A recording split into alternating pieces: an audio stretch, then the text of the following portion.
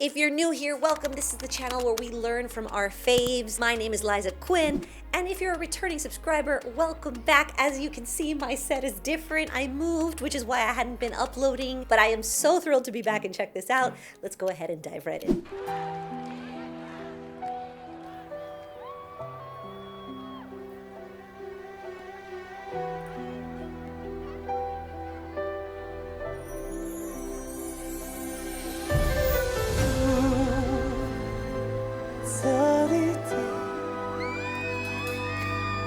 Screams.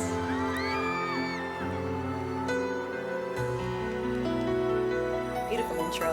那是一个秋天，和我那么缠绵，让我想起他们那双无助的眼，住在那美丽风景残破的地方。 我听到一声追响，振翅山谷。就是那个秋天，才看到花的脸。Love the cry. 它用它的秋天，托起我重生的起点。黑暗中泪水沾满了双眼。不要离开。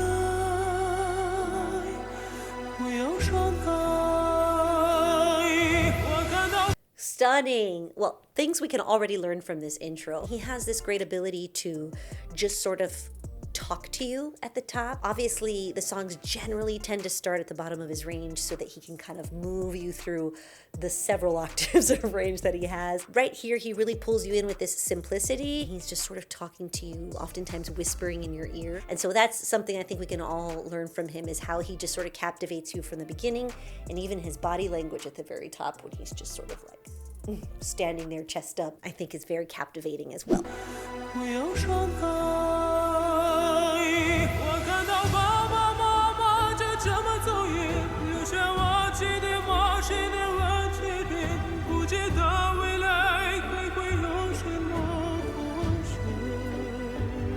Pretty.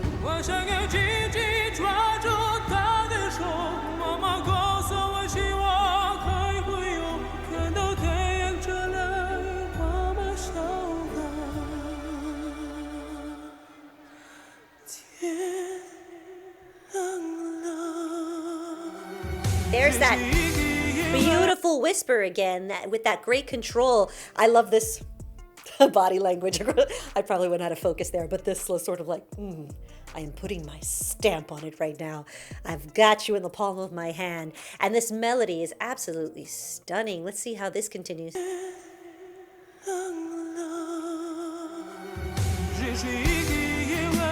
Yeah, kicks in.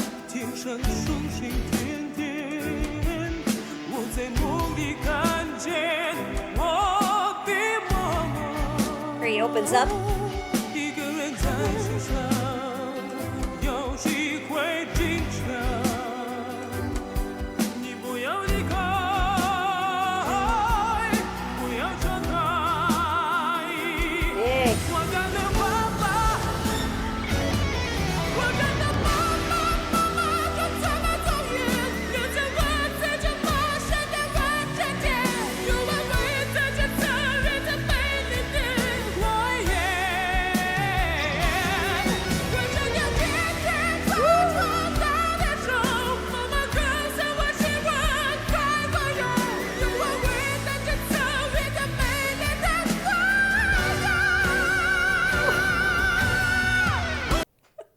I'd expect nothing less, really. Another thing that we can learn right here is it's fun to kind of explore and see all the different shapes that your mouth, right, your articulators, the back of the throat can create, right? This is our speaker here, so depending on what's happening here, over there, the sound will change shape. So if you notice at the top, he angles a little bit more.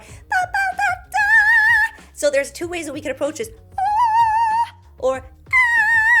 Or a little rounder, which would be a little bit more open in the back of the throat, more lifted. So I think it's kind of cool that he can show us that he's kind of capable of giving you all these different things. It's sort of like not being afraid to paint all these different styles, right? So I think, you know, it's subjective. It's all about what you're into. But one thing we can learn is that there are a million different ways you can shape the voice to make it sound different. So even if you're not a singer, it's just a fascinating thing that you can explore when you're making sound.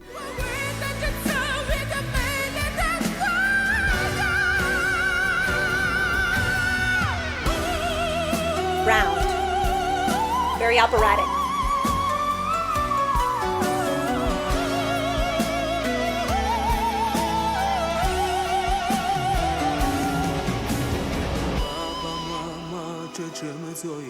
The drops. Nice and rich.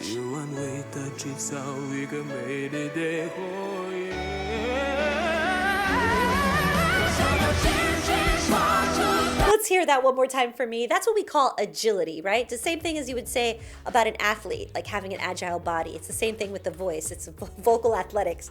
It's being able to sort of move through from note to note very quickly, but concisely, right? That you can hear every note very clearly, and it happens fast.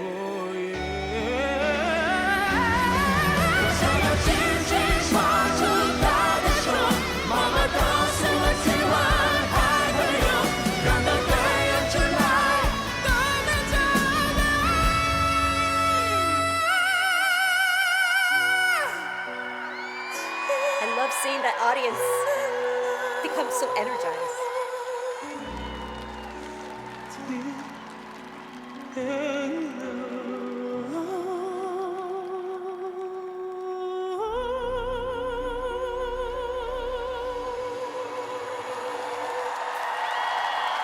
These moments right here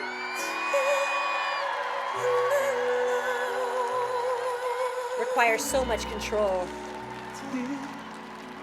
And then it goes into a whisper. Vibrato. Into air. So it's sound, and then he just sort of lets air escape. Oh, that's something I love to try to get out of people sometimes, or incorporate into recordings or performances, because it's those subtle little things that you might not think of that add so much emotion and sparkle. I want to know, as just a listener, what do you think when you hear a performance like this? How do you perceive this type of voice and these types of textures? Is this something that you like? And what are some of your favorite Dimash performances? Make sure you follow me over on social. Thank you so much for hanging out. If you have questions for me, let me know. Check out some videos that'll be popping up right over here over my shoulder.